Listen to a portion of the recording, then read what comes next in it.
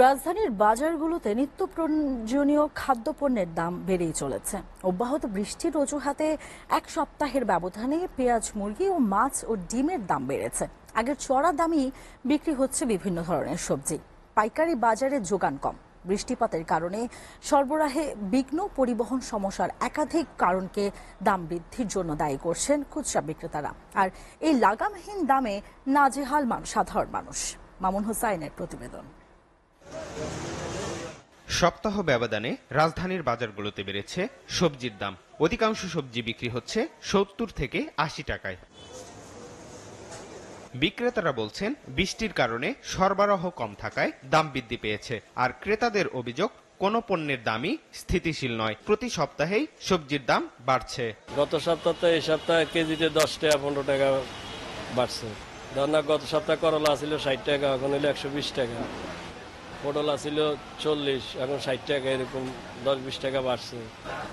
টমেটোর কেজি ১৬০ টাকা, গাজর ১২০ টাকা কেজি, দেশি শসার কেজি ১২০, পটল, ভেন্ডি, আপনার বেগুন, এগুলোর দাম আরো বাড়তি।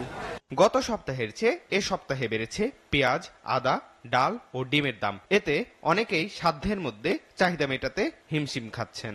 গ্যাসের সাথে তুলনা আদার পেঁয়াজের দাম হচ্ছে আপনার ছিল ৭০ টাকা, অন বেচতেছে ৮০ টাকা।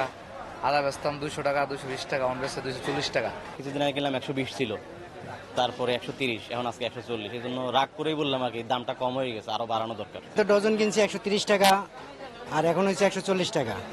এদিকে কিছুটা কমেছে গরুর মাংসের দাম, তবে বেড়েছে মুরগি ও মাছের দাম। মাছ ১ কেজি সাইজের দাম আপনার ২,২২০ টাকা, আর ৮০০ গ্রাম সাইজের দাম ১৭০০-১৮০০ টাকা। কেজিতে ৫০, ৬০, ৭০, ৮০ টাকা কেজিতে ব্যবধান। ধরেন আগে পাবদা কিনতাম ২৮০ টাকা, ৩০০, ২৯০, সেই পাবদা এখন ৩৬০, ৭০, ৮০, ৪০০ টাকাও যায়। মাংসের দাম স্যার আপনার ৭৮০ টাকা ছিল, ৭50 টাকা করে আয়া পড়ছে। লেয়ার ব্রয়লার হইলে আপনার আজকে 70 টাকা 75 টাকা বেচতেছি, লেয়ার ৩১০ থেকে ৩০০। প্রয়োজনীয় এসব পণ্যের দাম একসঙ্গে বেড়ে যাওয়ায় বিপাকে পড়েছে নিম্ন আয়ের মানুষ। মামুন হোসাইন, এসটিভি, ঢাকা।